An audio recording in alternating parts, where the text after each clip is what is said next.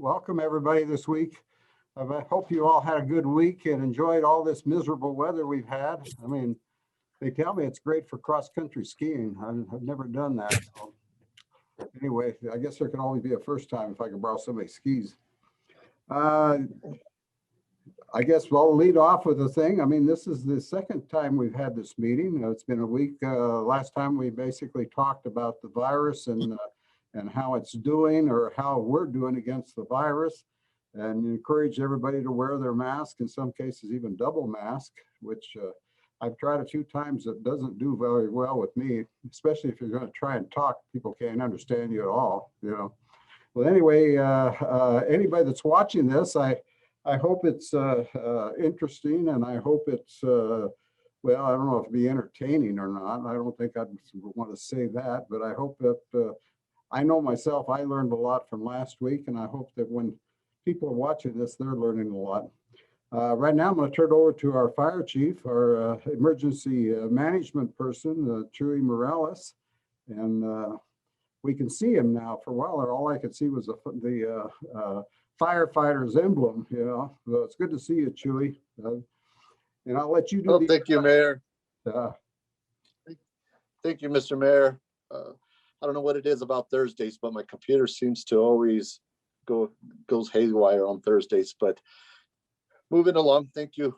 Again, my name is Chuy Morales. I'm the fire chief for the Gallup Fire Department, and I would like to welcome our guests today. We have Jenny Way from GIMC, Dr. Jenny Way. We have Dr. Jonathan Irlew from GIMC, and we have Dr. Valerie Wengler from RMCH. Okay, I guess we go ahead and get started. Actually, I've had a number of people that have given me questions to ask you, so we'll just get right into the questions. I guess the first item is, tell us why people should get the vaccine. And as we did last week, we always start with a different person on each question. And this time I'll start with Dr. Irlew. Why should people get the first vaccine? Sir, that's a great question. Thanks for asking that. As everyone knows who lives in the community of Gallup, this community was very hard hit with the disease COVID-19. We lost many people in our community from the infection. And the vaccines that are available are the Pfizer vaccine and the Mrna vaccine. These vaccines offer a lifeline to the people of Gallup and McKinley County. So we know that if a person is unvaccinated, they have a risk of catching the infection, and it can be a fatal infection. The vaccines provide something miraculous, a 94 to 95% protection from developing symptomatic COVID-19 disease. And they also appear to protect people from getting very severe disease, in other words, like intensive care unit care. In the country of Israel, they rolled out the Pfizer vaccine, and they saw the exact same finding as they saw in the research studies. 94% of people were protected, and there was even protection from very severe disease. So there's no question in my mind, this is a lifesaver. Everyone should get it who's offered the vaccine as soon as they can. Yeah. Dr. Way, what is your take on this? I completely agree. I am so thrilled, and I thank all of our scientists out there who have spent so much time working on this vaccine and have put so much work and so much thought into it. I think it's an incredibly well researched, well put together, and as Dr. Irlew said, 95% effective. You know, so we think about it here at Gallup Indian Medical Center. Since we had our first case last year, we've had almost 7,000 cases of COVID. And if you think about 95% effective, that means 95% of those people wouldn't have gotten infected or wouldn't have gotten such severe disease that was needing to be hospitalized, needing to be on oxygen, having all the complications of COVID. So to me, that's huge. And that's I know there are some people who have some questions still, but you can't argue with the data that showed that 95% of those people wouldn't have gotten in severe disease. So to me, that's pretty great. And I always say all of us healthcare providers got the vaccine, who, just a testament to how important we feel like this vaccine is. I know Dr. Irlu got it. I know I got it. And we'll see if Dr. Winkler got it. And Dr. Winkler got it. Okay, phew. Yeah, All right. So yeah, we all have something in common. Huh? that's right. That's right. It's something that we can do, not just for, similarly with the mask. We don't just do it for ourselves, but we do it for everybody else in our community too. No, thank you. 7,000, 5% would only be 350 people. Wow, that's great. Dr. Wangler, what do you think about it? Yeah, completely agree. This is the light at the end of that tunnel, right? This is what we've been waiting for. It's not perfect, but man, 95% is pretty darn. That's a solid A, right? So this is what we need to do to protect ourselves, but also to protect those around us, our loved ones, the people we're in contact with, and this is our pathway back to the life we all missed from a year ago, when we could go out to dinner and feel more safe going to the stores. And like I said, it's not overnight. It doesn't mean you get the vaccine and poof, life goes back to normal. But this is a really, really critical step in that direction, and really the best way to help keep our community members from getting so profoundly sick. As Dr. Irlu said, to really slow down and eventually halt the number of folks that are dying from this awful disease. So it's critically important. Absolutely, I got my shot just as early as I was able to, and I recommend that everybody do the exact same thing. As soon as you can, get it done. So worth it. I was on a Zoom earlier, and the discussion basically across the nation is the fact that there's going to be a lot of people that are not going to get the vaccination, and it's kind of discouraging to me after everything we've been through. And of course, the numbers that Dr. Way has brought up, I think it's just, it amazes me that people wouldn't go after the vaccine. The next question we have is, the Department of Health has started the vaccinations, and Indian Health Service is doing vaccinations. RMCH is doing vaccinations. What do you think? Has it been has trying to find the right words for it? But I mean, is it working the way it should, or should there be a different way they rolled it out? I mean, I've heard a lot of people people over 75 not being able to get the vaccine. But then I understand the past few days, it's been really great that people are getting in and getting out, getting the vaccines. How do you think the rollout has been? And this time we'll start with Dr. Way. Yeah, so here at Gallup Indian Medical Center, I think it is a challenge between making sure that you get the folks that are at highest risk for getting severe disease, getting those folks vaccinated first. Obviously, we want to get the most vulnerable people vaccinated first. So it's hard to balance that with also balancing getting as many people vaccinated as possible, period. Both of those are really important priorities. And it's hard to do both, because if we get out, do a mass vaccination campaign, we can get a lot of people vaccinated, but we might miss grandma and grandpa who may not be able to wait in their cars for 2, 3, 4 hours to go to that big event that we try to get the large rest of the population. So I think our vaccine coordination team has done a great job of balancing both, of making sure that we're having these mass vaccination campaigns at the UNM Gallup campus. And tomorrow, depending on when you guys are watching this, February 19th at the casino, we're going to have another big event. So we have those events, and we also are scheduling appointments for folks that are the most high risk, that have medical conditions that put them at risk for getting severe disease. So I think we've done a good job of balancing here at the Gallup Indian Medical Center, where we can vaccinate the Indian Health Service. We have also really, knowing that some of our most vulnerable populations have been in congregate settings, like in our detox facilities and in our shelter system, we've really made it a priority as well to do outreach to those communities, which we know have been hit really hard, and trying to get them vaccinated as well.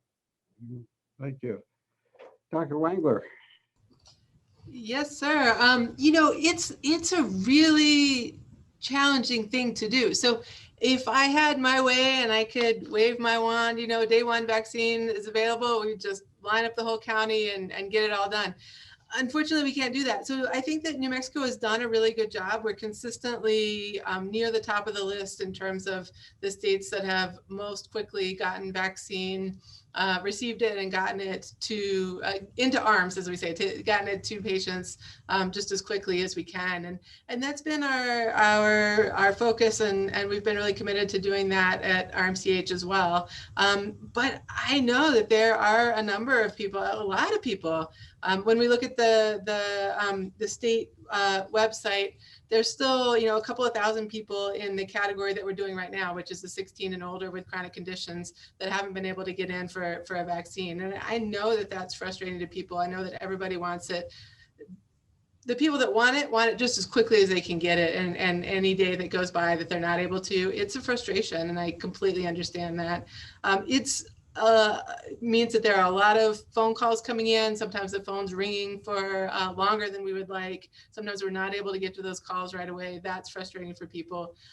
But I do think, again, that the team is working incredibly hard, that just as quickly as we get vaccine, we're getting it out and to the people that need it most. And we're doing our very best to follow the state stratification. So there's a couple of different rollout mechanisms. IHS has one that's a little bit separate from the rest of the state. So with at RMCH, we have to follow the State Department of Health recommendations. So that sort of limits the order that we can vaccinate people in. And so I know for people that don't meet that very top tier, that's also a frustration. But again, as quickly as we can get supply, we're going to get it out. And this is really, you know, it's a national logistics challenge. The supply just takes some time to make that much vaccine. So I think that it's going really well. I think that when we have our big vaccine events, you know, we are doing 1,000 this week. We did 2,000 2 weeks ago. We're getting vaccine, we're getting it out. When people come to the clinic, it's quick, it's efficient. They're in, we watch them for 15 minutes, they're out the door. And or we can do them in the car for people that are higher risk or not able to come into the clinic. So it works really well. So as soon as you get that appointment, be here, we'll get it done. I think you'll be really happy with the experience. Everybody that's come through has just raved about the actual experience. But I do know that waiting for it's hard, and I wish that there were ways that I could expedite that for people, but we just have the supply that we have, and we're doing our very best with it. Well, thank you. Dr. Ralu. Yeah, it's not too much to add. There's just the rationale. These Centers for Disease Control realized that the production would be relatively slow at the beginning, but that later there would be a lot more vaccine available. So as everyone knows, that the CDC recommended initially that frontline healthcare providers and folks in long-term care facilities get the vaccine. And then later, folks who were over age 75, and then people with comorbid conditions or illnesses like kidney disease, heart disease, etc. But now vaccine is more readily available, so we're able to move down those strata down to more of the general population. And we're really excited about switching over from bringing in people by appointments, as we initially did, who had high-risk conditions, now to anybody with even one condition, down to the younger age groups, just like Dr. Wangler's group is doing at Rehoboth. So we're very excited about doing the mass vaccine event tomorrow at the casino. Yeah, that's good. Next question is, what is the difference between all the different vaccines? I mean, we have Pfizer, we have Moderna, Johnson & Johnson, and what is the other one? That's Seneca or whatever. What I've heard lately is all we have is Pfizer and Mrna. Anyway, Dr. Wangler, you're going to be the first to answer that question. All right, thank you, Mayor. Yeah, there are a number of different vaccines, and I think that number is just going to continue to grow. There certainly are other ones in development. There are other ones in use in other countries. But you're also exactly right that, that the ones that are most relevant to us are the two that we have, and that's the Pfizer and the Moderna here in the county. And those two vaccines really are fairly similar. So they're both what's called mRNA vaccines. So they both work the same way. They both have about the same efficacy. I think the quote is 95% for one and 94.5% for the other, which is, again, really, really similar efficacy rate. Side effect profile is very similar. So as we've said, you know, I've had some patients say, oh, you know, you have one vaccine, I was hoping to get the other one. My recommendation is whichever one you can get first, go for it. Something important to know is that that booster has to be the same vaccine as you got the first time. So if you come to RMCH and you get a Pfizer vaccine, and then you get hear that there's a booster available somewhere else and they're doing Moderna, you can't do that. You got to get the same brand, the same type that you got the first time around. So it's got to be Pfizer and Pfizer or Moderna and Moderna. Mm. Dr. Hirolu. Yeah, I agree. Dr. Wengler nailed it. All we really care about right now are the two mRNA vaccines. So this is a unique vaccine in that you're basically getting a small injection of some genetic material that's coated with lipid or fat. When it gets into the human body, your cells take it up and translate it into just a single part of the virus, the spike protein. So there's no real virus going into a person, which is wonderful. Your body reacts to that protein that's produced, and within 2 weeks after the second shot, you've reached maximum immunity. So a novel vaccine, so far it's looking really good. It seems to be very protective, and that's the vaccines that folks who live in McKinley County and Gallup need to think about. There are other vaccines, AstraZeneca coming from England. That vaccine, and then the Johnson & Johnson, they have different mechanisms of action. One uses an adenovirus, another one just has little protein particles in it.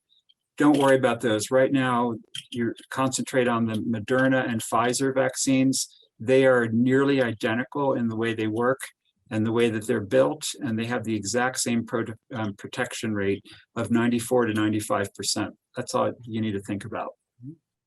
Oh, thank you. Dr. Wei? Yeah, I agree. I think the only sort of pretty minor differences between them are that the Pfizer vaccine is approved for people 16 and over, and the Moderna vaccine is approved for people 18 and over. The Pfizer vaccine, you need to just keep track, just make sure you know whichever one you got, and they should tell you after you get your first shot when you're due for your second shot. For the Pfizer, you're due for it 21 days later. And for the Moderna, you're due for it 28 days later. So just some of those minor changes, but they should give you a little note of when your second booster shot is. And as mentioned, that's super important for you to get up to that 95% efficacy. Okay, that's interesting. I didn't know that. The next question is, the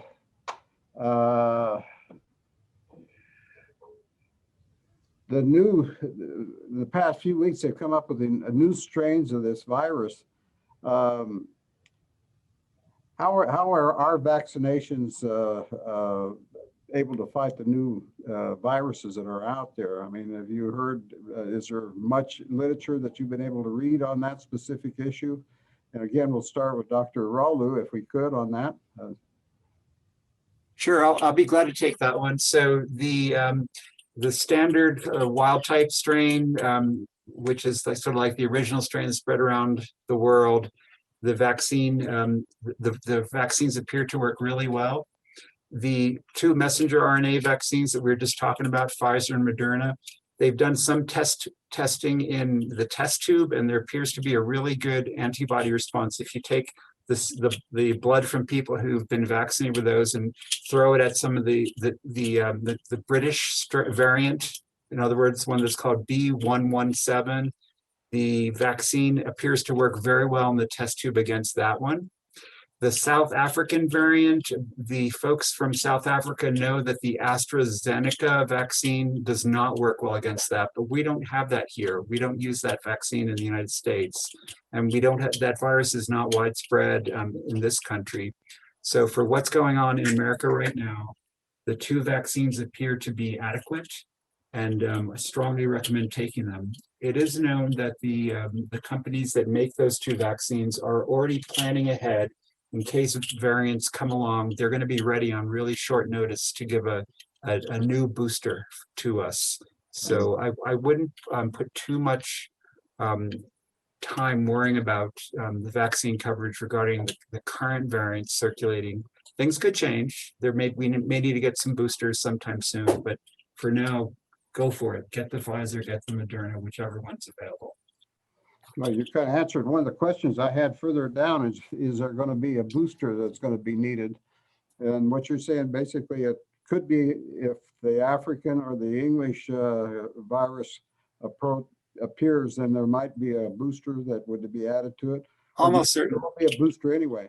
Yeah, almost certainly. It's just like the influenza vaccine, we're not getting the same vaccine every year. We're getting basically a booster that contains the latest circulating viral types or the latest variants of the influenza virus. So same thing is very likely to be true of COVID. I'd be shocked if we don't get at least one shot a year, for a while, because I think the virus is going to change constantly, just like influenza.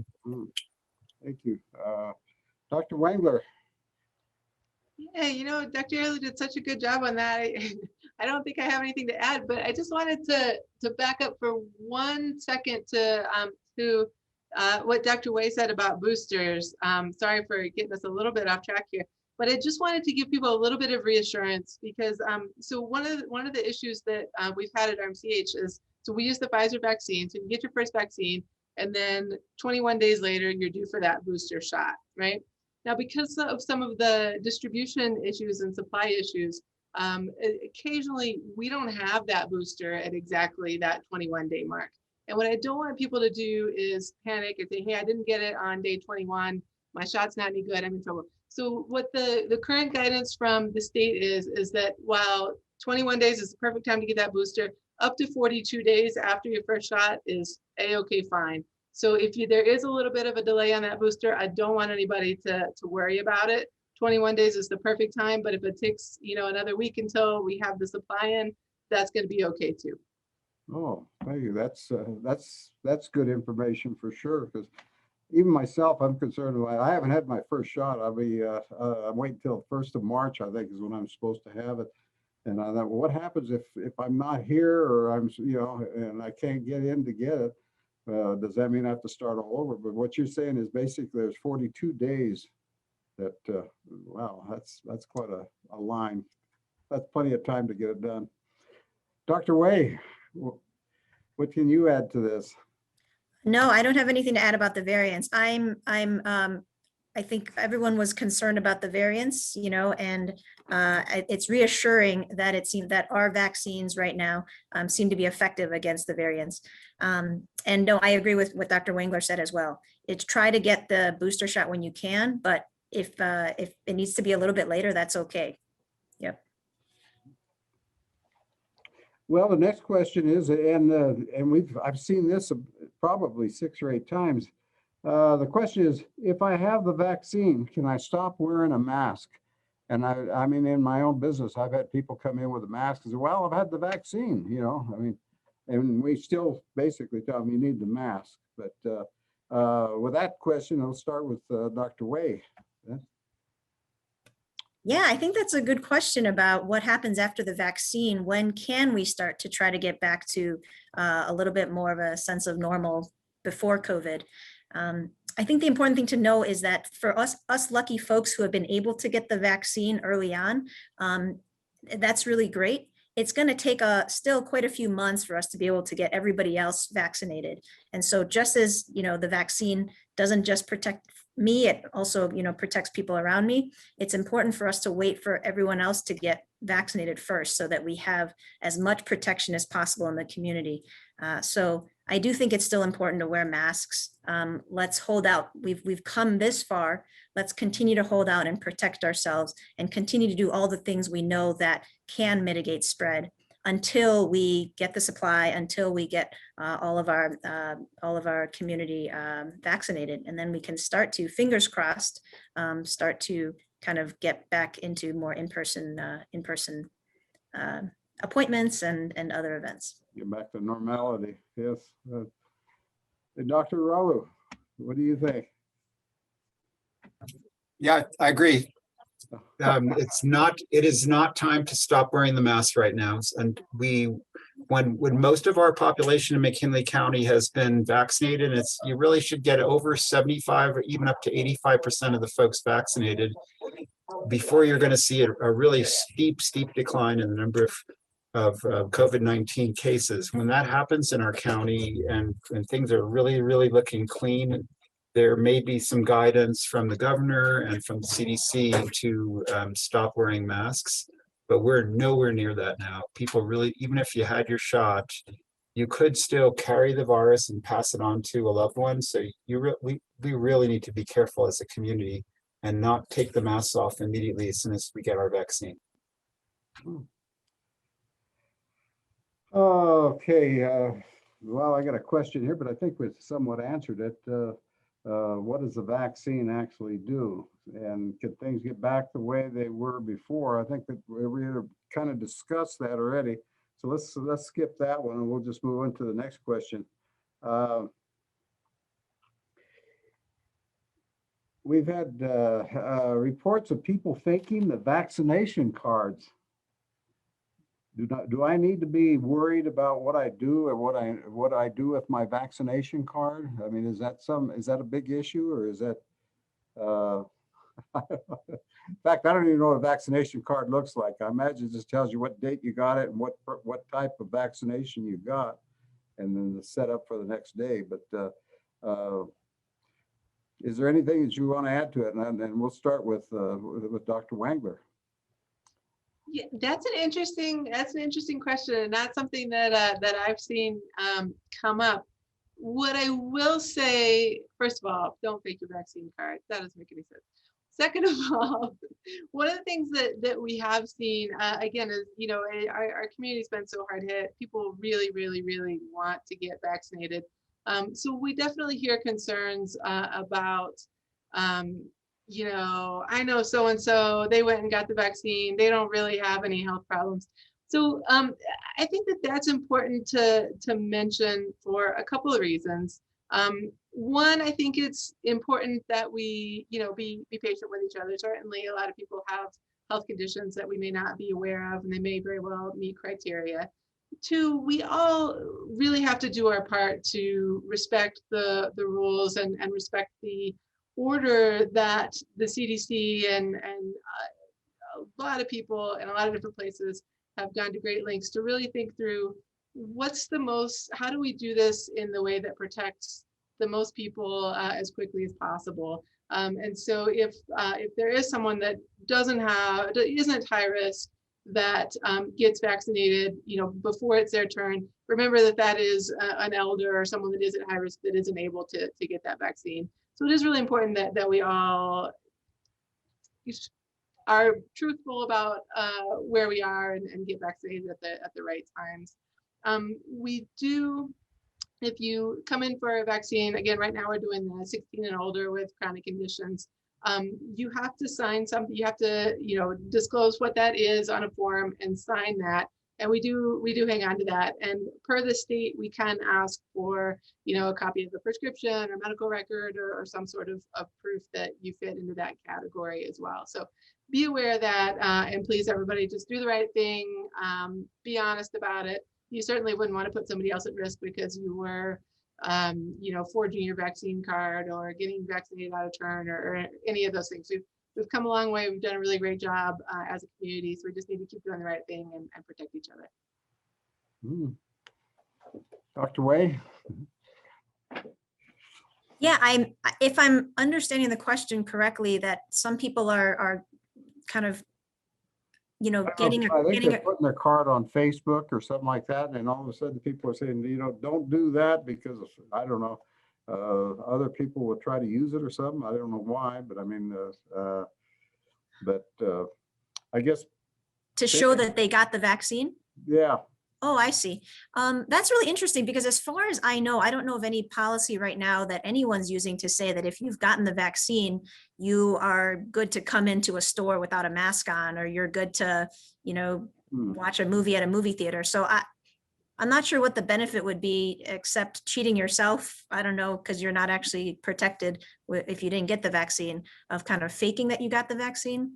But yeah, I agree with Dr. Wengler. We all are part of this small community, and what one person does, does affect everybody around us, our family, et cetera. So, as we've already mentioned in the last question, even if you've gotten vaccinated, it's really important for you for us to still do all of those guidelines with masking and social distancing. So I'm not sure what the benefit would be to pretend you got one if you didn't.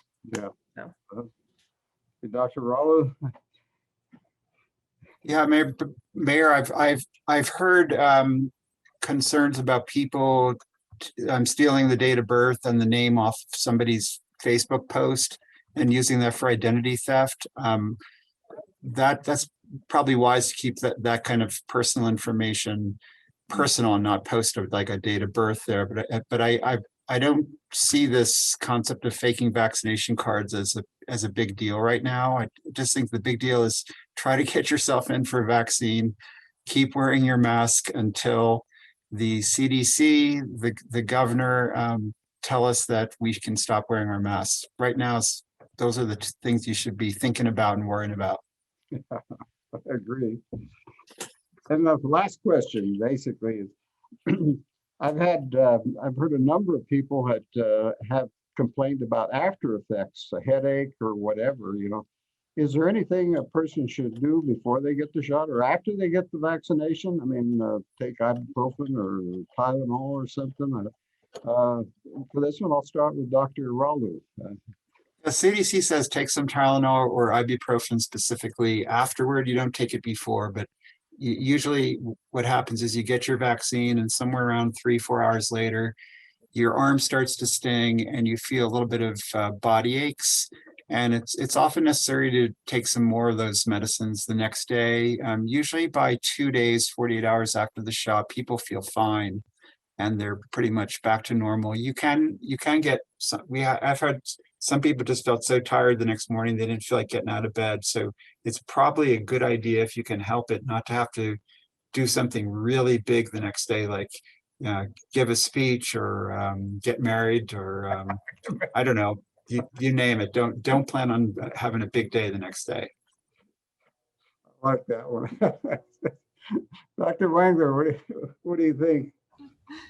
I agree. Put off the wedding for a couple of days. No, I think that's right on. Yeah, most people, from the patients that I've seen, almost everybody's arm is a little bit sore.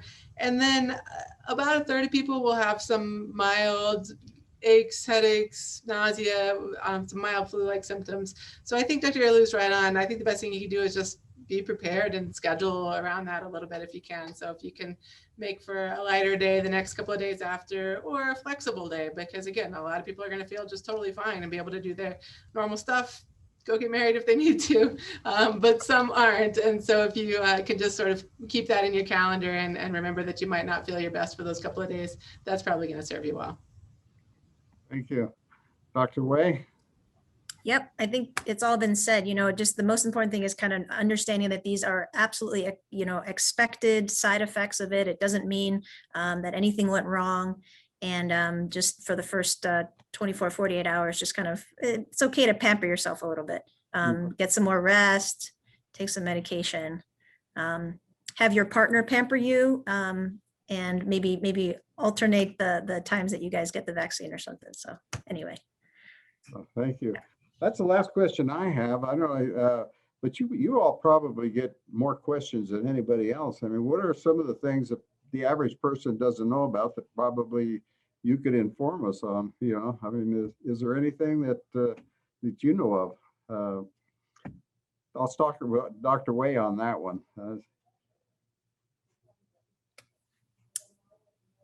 I don't have any come to mind, although I do get tons of questions. Yeah, Sometimes, a lot of patients ask that they're on medications. Is it okay to get the vaccine if they have diabetes or if they have heart disease or lung disease?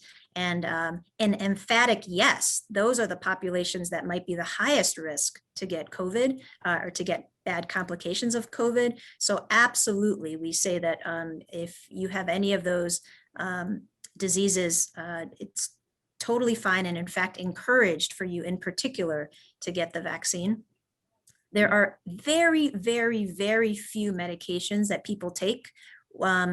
They're called immunosuppressive medications, so medications that suppress the immune system. If you might have an autoimmune disease, in those cases, it might be a good idea to give your doctor a call to see at what time you should get the vaccine compared to when you're taking the medication. That's in extremely rare instances where you're on very specialized medications that suppress the immune system. So in those cases, great idea to give us a call and we can let you know how you might slightly alter the timing of the medication. But overall, should be no problem to continue the medication, any medications that you're on. Thank you. Dr. Ralu. Yeah, I get asked two questions. One is, I had COVID, how soon can I get it? And so the CDC says that a person can individually decide to wait as long as 90 days because there is some protection from the acute illness of COVID-19.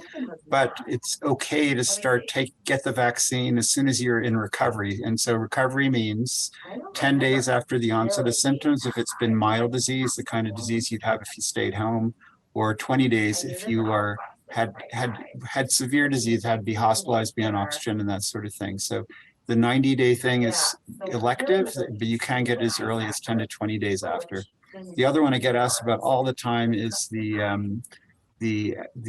allergies question. So I'm allergic to penicillin, or I had an allergic reaction to the flu shot. What do I do?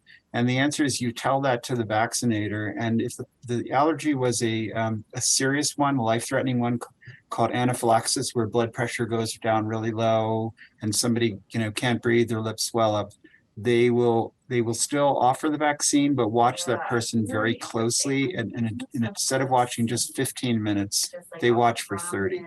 So COVID and allergies, those are the two big ones I get asked about. Interesting. I wonder, yeah. Oh, you're muted, Mayor. Yeah, I am. All right. Dr. Wagner, what kind of questions do you get? I was definitely gonna say those two that Dr. Early said, but he gave me time to think of a couple others. So one of the ones that I hear that I think is really important for people to understand is, I just got my vaccine. Is it safe for me to go home and be around my kids or my family? Am I going to pass on COVID from the vaccine? And that's an emphatic no. That's not how this vaccine works at all. So this vaccine does not contain any of the actual COVID virus. So you can't become COVID contagious from the vaccine and pass that on to somebody. Now, again, like we've said a number of times in this call, you still got to wear your mask. You could have gotten COVID 2 days before you got vaccinated and not know it. That's absolutely possible. So you got to keep doing all the same things that you've been doing, but there's no additional risk that you're going to get anybody sick from being vaccinated. So continue to take your normal precautions, but don't worry that you're going to bring something home to the family. That's not how this particular vaccine works at all. And then the other one that comes up a lot, and this is one that's, I think, a really good question and one that is a little bit tricky to answer. So we'll hear, hey, I'm pregnant, or I'm breastfeeding, or I'm thinking about getting pregnant next month. What do you recommend? And so for pregnant women and breastfeeding moms, the studies that they did on the vaccines did not intentionally include those populations. So we can't look at the studies and say, hey, we gave this vaccine to X number of pregnant women, X number of breastfeeding moms, and it was fine. Of course, now we're vaccinating a ton of people, a lot of people. So we will have that data. But in the meantime, here's what we know. So we don't have any reason to suspect that the vaccine would cause any problems for pregnant women or breastfeeding moms. We haven't seen any evidence that that's causing any challenges. We do know that if you get COVID in pregnancy, it can be more severe. There have been people that have gotten very, very sick from COVID in pregnancy. So the official recommendations right now are talk it over with your doctor, think about it, make a personalized decision. But when I have those one-on-one conversations with people, I do let them know that, you know, if it were me, if it were somebody I was close to, you know, I think that based on my medical judgment, what I know so far, I would encourage people to get vaccinated if they fall into those categories. So individual decision, but in my mind, the benefits from being vaccinated, as far as we know right now, outweigh the risks of not doing it. Thinking about getting pregnant, I think is another, is a little bit of a different situation, a little bit of a different category where I think we could say, absolutely, get vaccinated as quickly as you can. So the way this vaccine works, the genetic particles that Dr. Irlu alluded to, the mRNA, it doesn't last very long in your system at all. It's going to be broken up and out of your system really, really quickly. And so then all that's left is your own antibodies. You have lots of antibodies to lots of different things that you've been exposed to over the course of your life in your system already. So no reason to think that getting the vaccine today, getting pregnant next week or next month would have any impact at all. So for those people, I say an emphatic yes. For those that are pregnant and breastfeeding, I say I would do it if it were me, but the official answer is we don't have the studies yet to fully understand that. Thank you, Dr. Wrangler. Well, that kind of wraps it up for us. Is there anything that anybody would like to add? I think we've covered a lot in this. Oh, Dr. Way, have you got? Just a couple more that have come up in my head here. So one of the other questions that comes up is, I just got my flu shot. I just got my shingle shot. So can I get the COVID shot? It's important to not get any other vaccines 14 days, within 14 days of your first shot and before 14 days of your last shot. So just if you're getting the COVID, your two COVID shots, make sure not to get any other vaccines 2 weeks before or 2 weeks after your complete dosing. And then the other question that I get is, I got the COVID shot and then I went in and got tested for COVID because of some runny nose and things, and I tested positive. Could the COVID vaccine have made my test positive? And that is not possible. The COVID vaccine does not make you, just like Dr. Wangler said, it doesn't give you COVID and it doesn't make your test positive for COVID. So it is possible, unfortunately, and we have seen this where people have gotten COVID even though they've gotten their first shot. Even maybe a day or two after they've gotten their second shot. So it's the most important thing to realize that after you get your first shot, you're still not fully protected up to that 95% efficacy. So it's really important to still protect yourself just as if you had never gotten the COVID shot, and continue to protect yourself for at least 2 weeks after your second shot. Thank you. Yeah, that's good information.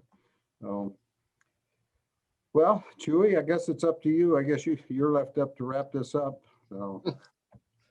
Thank you, Mr. Mayor, and thank you to our guests. They provided information that I hope our viewers those viewers are especially that are still on the fence and still debating on whether to get the vaccine. I hope that this will provide them additional information that will possibly change their minds, because it's really going to take a whole community to come together and to get us to the green. I think we're all looking for those brighter days, and it's going to take the whole community to hopefully get the vaccine. That's the real remedy that we have in place right now, and that's what we need to rely on to get us to hopefully to that place of normalcy. So I hope we can at least encourage those that are still on the fence to get the vaccine. So, well, folks, I appreciate everybody participating in this, and